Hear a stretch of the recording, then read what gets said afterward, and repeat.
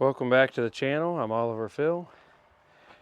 Today got a lot of stuff going, but I'm going to work on this Cockshutt 1600. It's the same as an Oliver 1600. And this one here is a standard Wheatland, non-adjustable front end.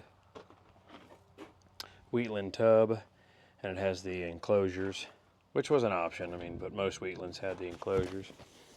This one had to make a new door. They're a little harder to find. The bigger Wheatlands are hinged here, but was able to find a pattern, made a new one. This one I've had for a couple years. It's got 2,700 hours. Fuel gauge, coolant, and then you have your two lights that are for oil pressure and charging, and then a light switch. This one's the diesel, so it's got a preheater there. This does have tilt steering, but not telescopic, and runs a white center cap. But this does have hydraulics, and I run a, if you saw the short, I do run a belt pulley off the back. It's the only thing I have with a belt pulley. Just a bolt-on accessory. It's really nice to have. This was a new old stock when I got it.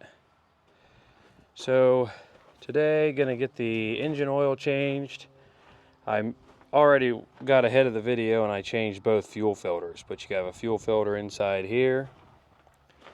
Come on over to this side, and you have another Rosa Master style fuel filter here, which, like I said, I just did those, didn't get it on video.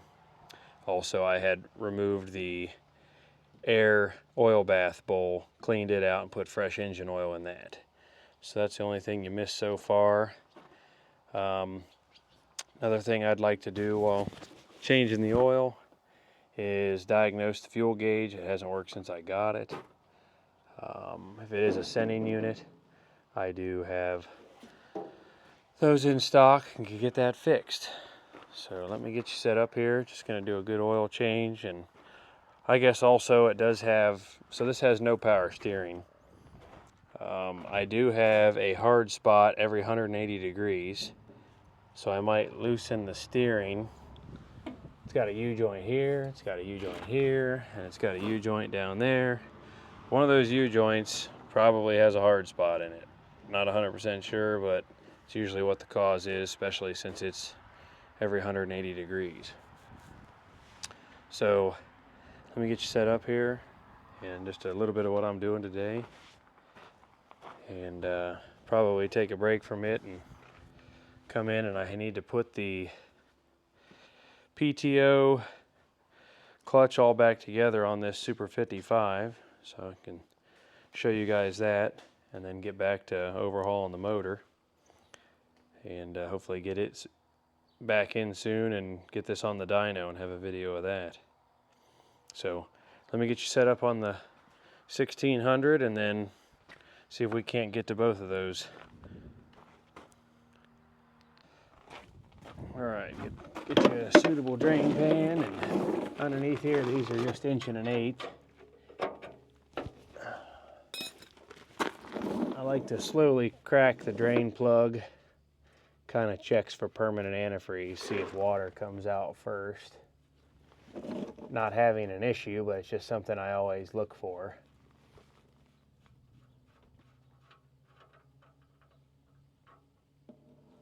And this one is good. Yeah, I've done a lot of work to this over the years, and it's pretty much good to go.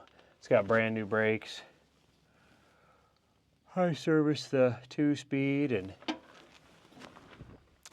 I just like the original paint. I'd like to buff it up, get some of it cleaned up. That's the plan.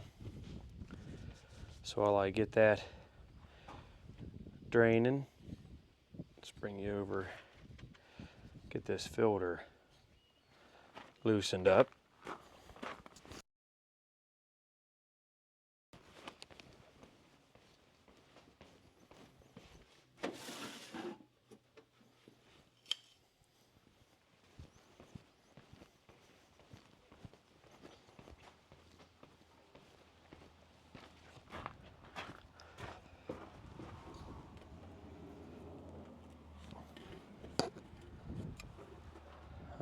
Alrighty.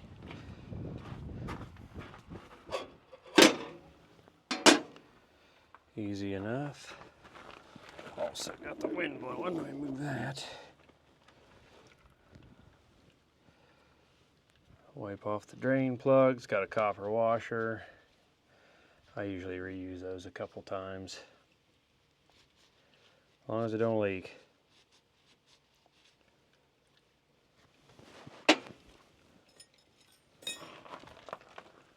This is going to be put on a sawmill at a local fair, Richwood Independent Fair. So I'm trying to have it ready.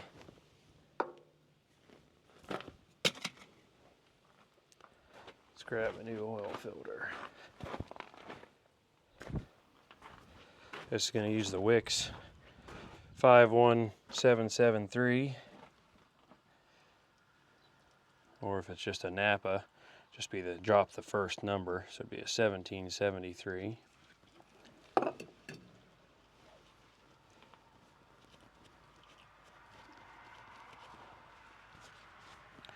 Nothing too major, just getting a couple things off the list by getting this done.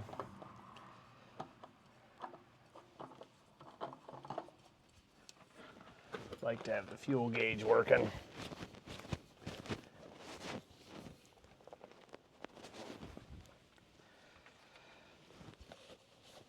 And it's definitely full right now, so I know the gauge ain't working.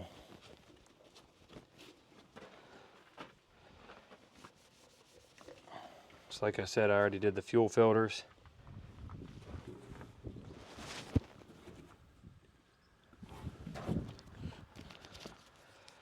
Right down.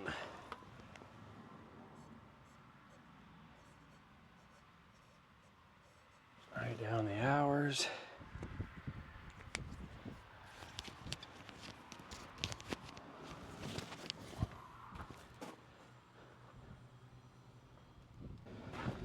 Well, oil is drained out enough now. Get her all wiped.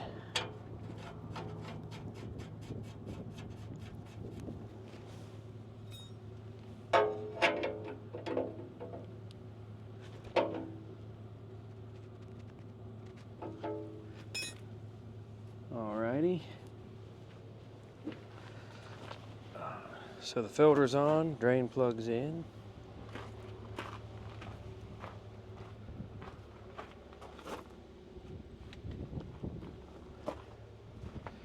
Got the dipstick already pulled out and cleaned off. Go ahead and put some oil in here.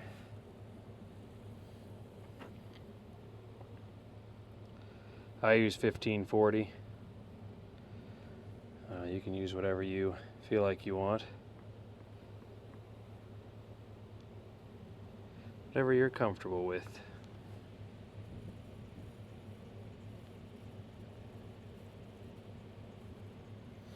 Pretty much run 1540 in everything across the board. All my equipment.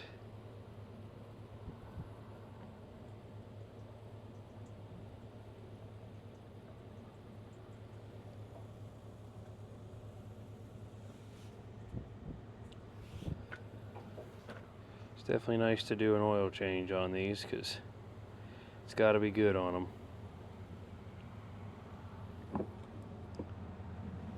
Stop here. See if I'm getting close. Negative.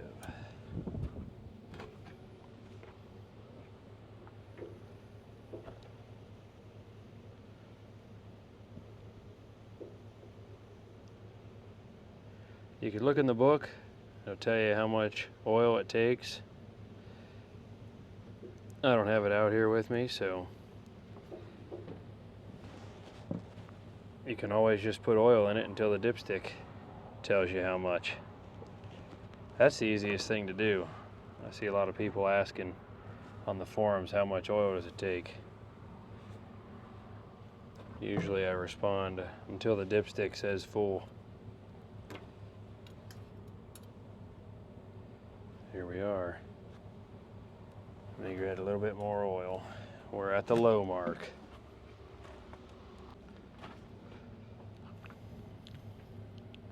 Put a little bit more in.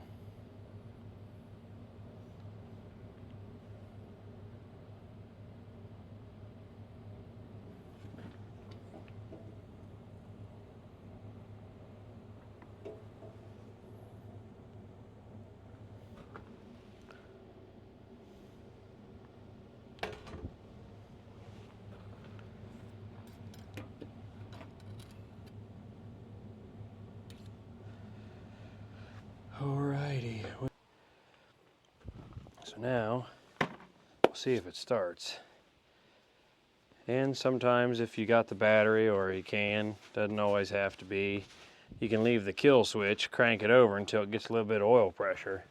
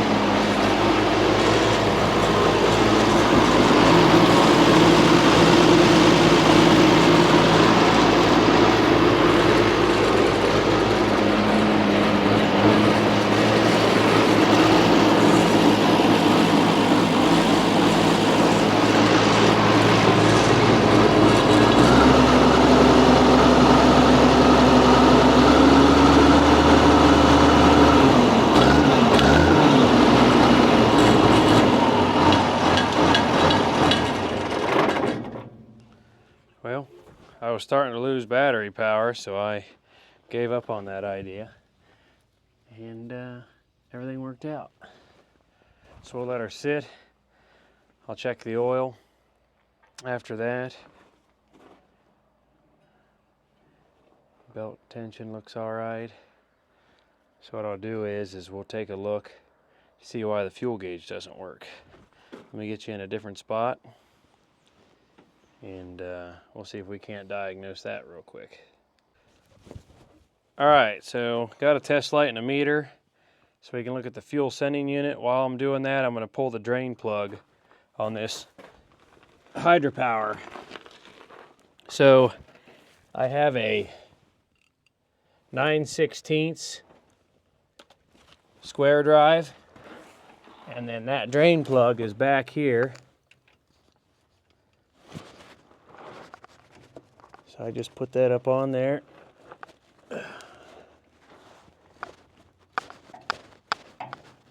Find you a receptacle. Yeah, at some point when I ever pull the engine on this, it could use some chain sprockets, and that's when I'll go through and reseal the Hydra-Power.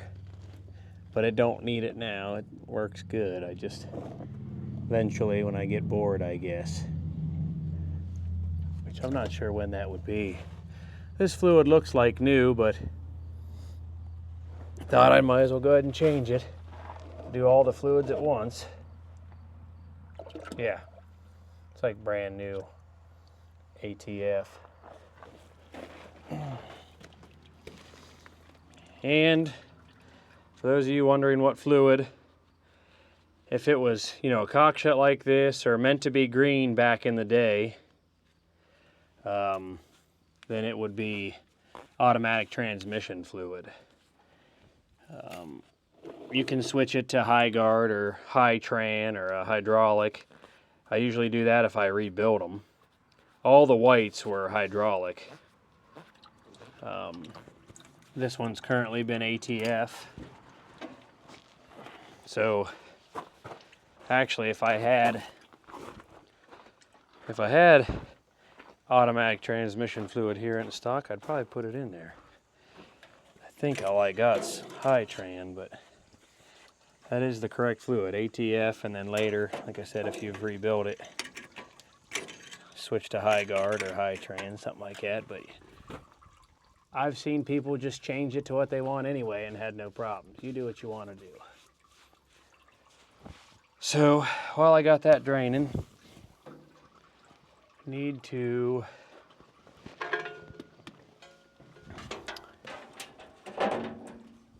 somewhat get access to the top of the fuel tank, the sending unit. I'm gonna go get me a flat blade screwdriver and get you guys moved. All right. Sometimes I've had luck, I believe, accessing, squeezing my hand in above the tank here.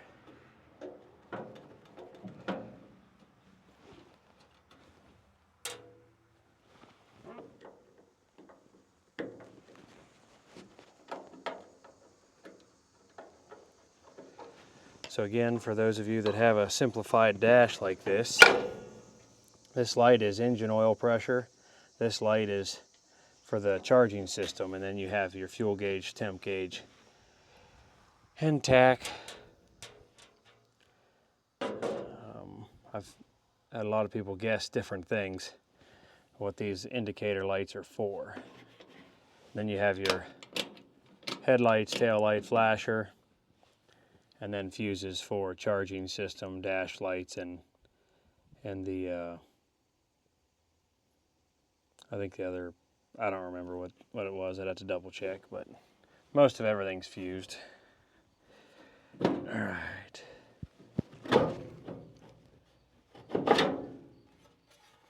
There you go. Look at that original. Nice.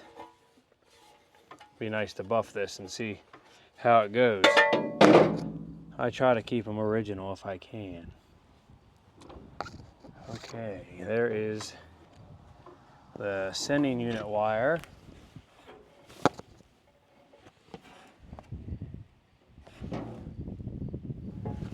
And if you can't tell, I ain't fitting my hand underneath there. That is not happening. So we're gonna unbolt the hood and lift it up some. Let's see how that goes. Have to get the side panel off here.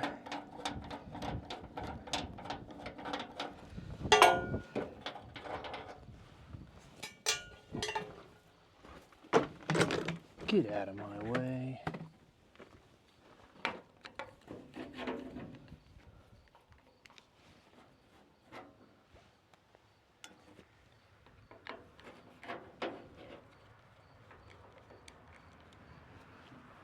Talk about getting used to taking these off. I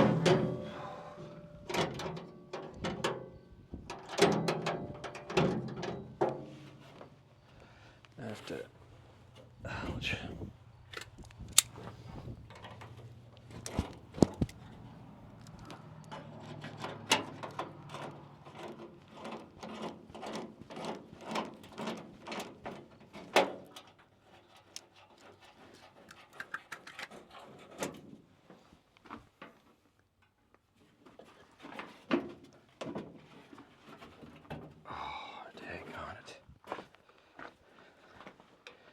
You'd think how many times you do it, you would be used to it, but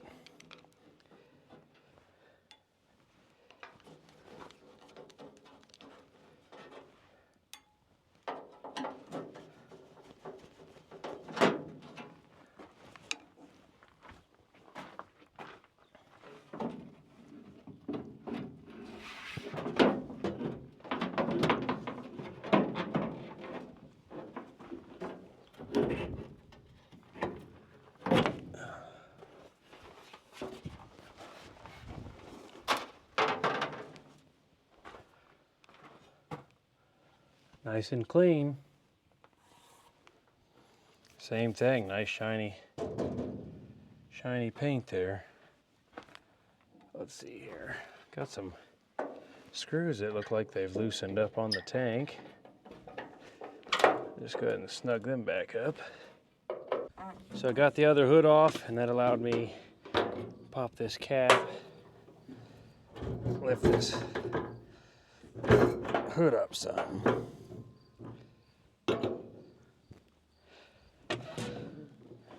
That gives me more room. Of course, it would have been good. Bring a flashlight. All right, there it is.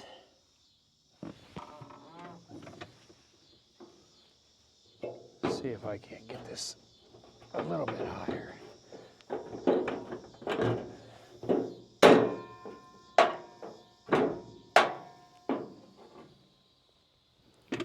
Okay.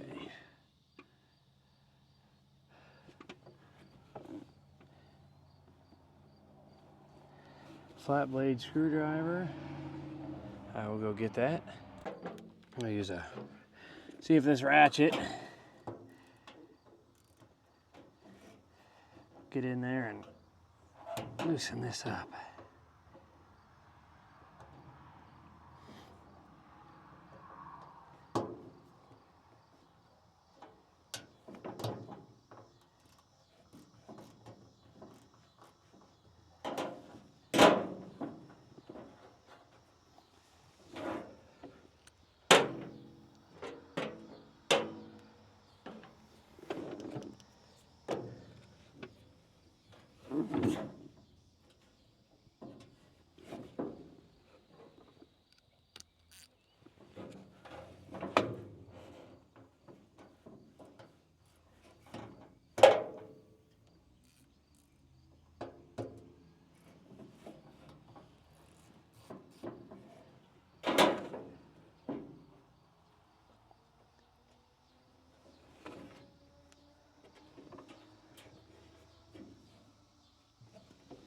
All right, got that wire out right here.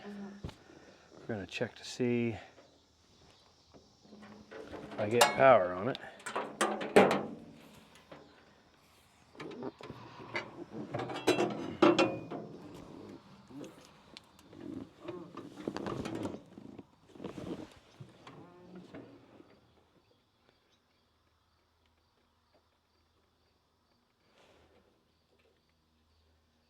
Here. All right, and there. So that's what we want to see. Testing the gauge. So it looks like my sending unit is bad. So now I'm going to pull the whole hood off, and I'll catch you right back. Get it out. So got these 5 screws here. We can hope that they all come out. All right. Looks like it does come with some new ones. They appear to be stainless.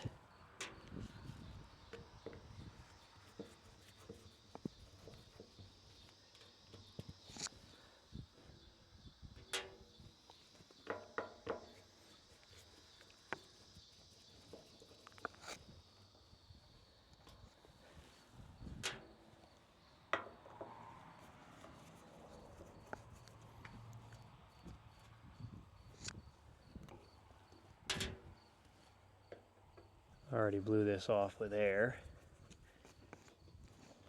just to kind of make sure I don't add to a bunch of dirt and debris down in there.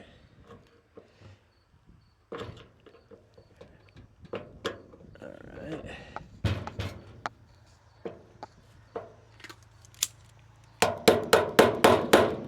There we go.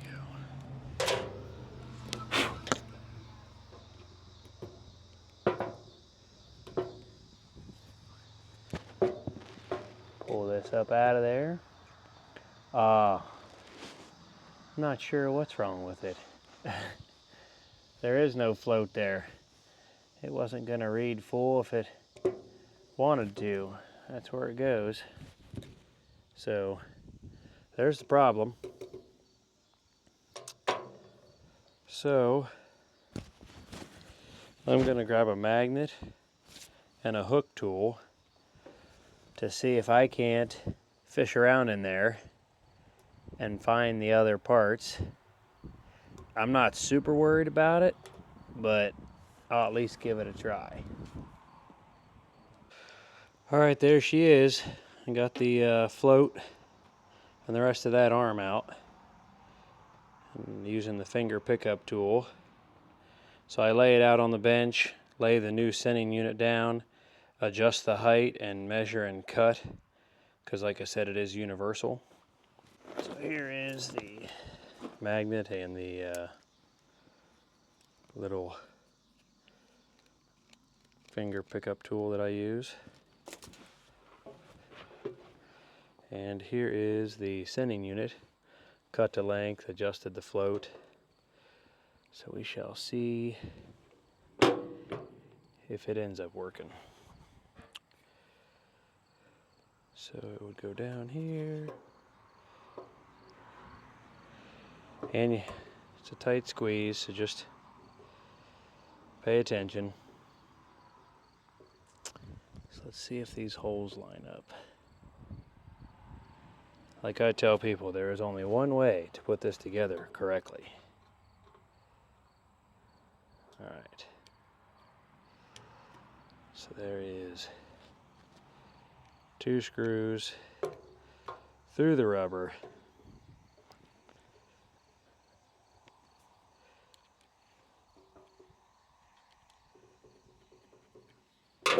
Making sure. So just so we're clear. Alright.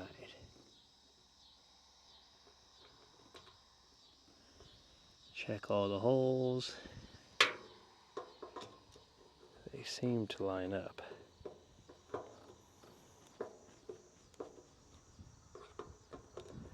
Let's see if this one lines up and starts. Okay. There's a little bit of sealant underneath the heads of these bolts.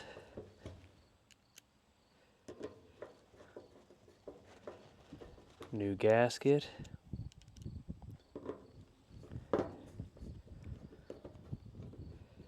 And then I'll take a wire I made, a little ground here, add it. Bumping you. Not trying to put the camera through any more than it's already been through already. Seems to still be working.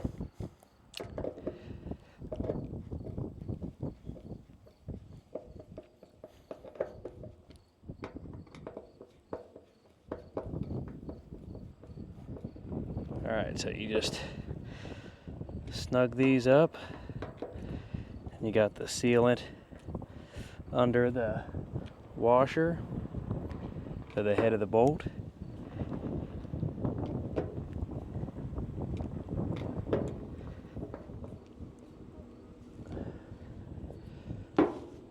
And then I'll bring this around and ground it.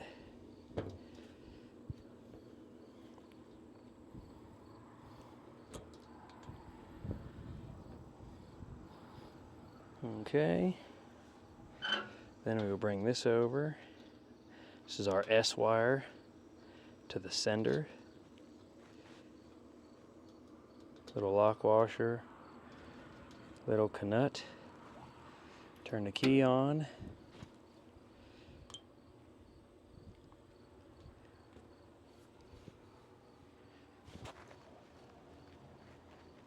And let's, oh, you know what? This is where you have to test it. It needs flipped. So that sending unit of the float, I just need to unscrew it and flip it. Let me do that real quick. All right, going back together.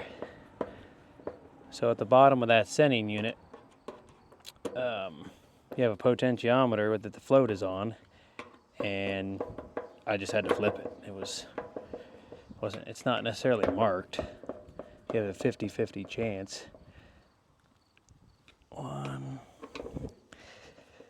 2, 3, 4,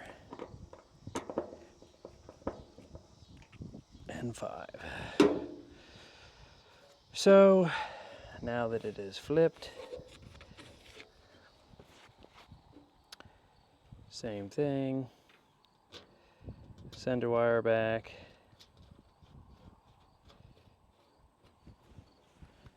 Which fits nice and snug under the hood. And then they have you ground the sending unit. So let's check it. It should be full because it is plumb full of fuel. All right. And when it was out, I grounded it and I did a sweep. Should have done that before I stuck it in there. You can just kind of ground it and do a sweep and watch your gauge move up. So that definitely will take care of the fuel gauge reading right. So I will get hood back on and all the sheet metal. Now that the hydraulic shift is done draining, there's the drain plug opening. I got new thread tape, clean the magnet off. So put that plug in. But yeah, I don't know if you can see it, but you have a line that comes out here. When it starts leaking, those are all O-rings, only accessible from when you take this unit apart. And like I said, it's not a bad leak, but this unit is due to be gone through. And again, for no more than it does, it's fine for now. Till I decide that I need another winter project. And right now I got the winter all filled out. So clean the magnet, pick your favorite thread sealant, put it back on, and then we will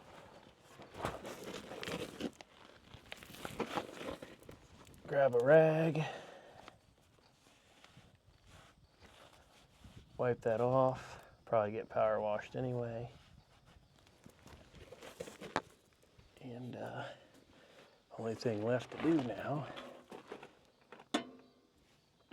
is we'll change this filter.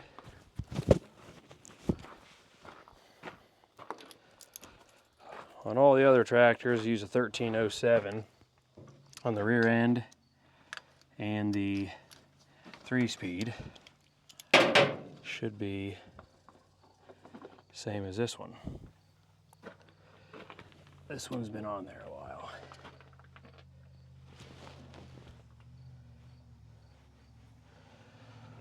Lube the O-ring. I get some of this debris off of there. It's like I said, this is going to get a nice bath when we're done. That's cool. Drop a bolt down there.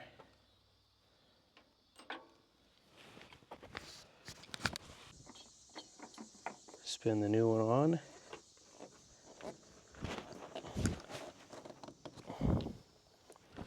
All right. Pretty easy. Filters are cheap. I tell people, change fluids, change filters. Those are the cheapest investment you can do.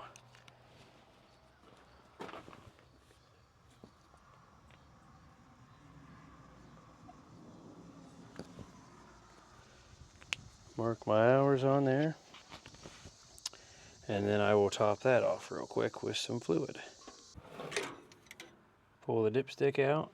And for those of you who don't know it, there is a filter inside these caps and on the back of 55 series tractors and, well, all over. Early on they were just kind of like real thin pieces of gasket material or fiber material, I'm not sure what you'd call it, and then later they went to a little filter. So it is something to keep in mind. Check. See if this funnel's going to work. I think it will.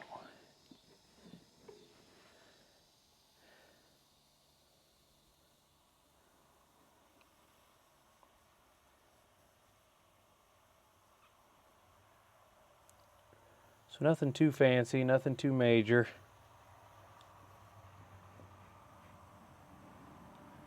Some repair, some service. But I needed to get it done.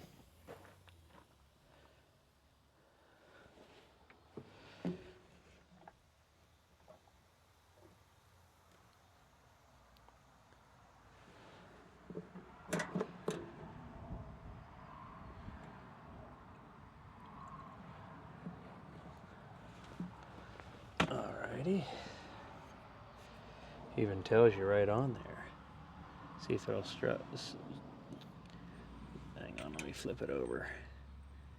Use type A transmission oil.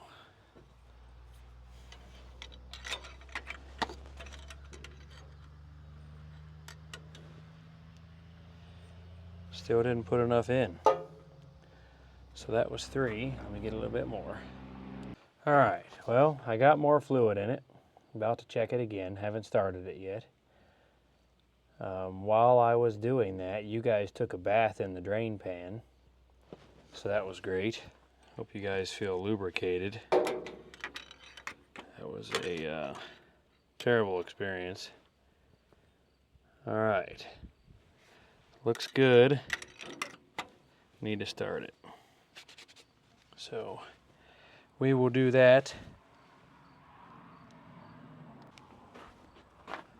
Alright, let's see if it'll start. And not only will it start, I'll see if it charges.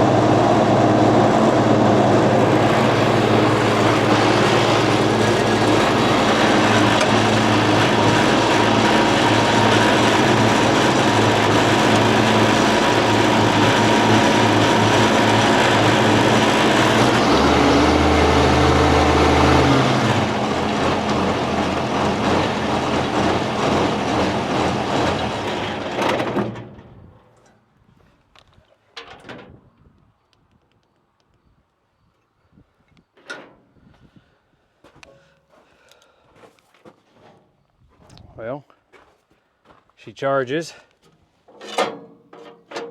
starts, she's got new fluid and filter on the Hydra-Power, all new fuel filters, engine oil and filter, and new oil in the oil bath breather.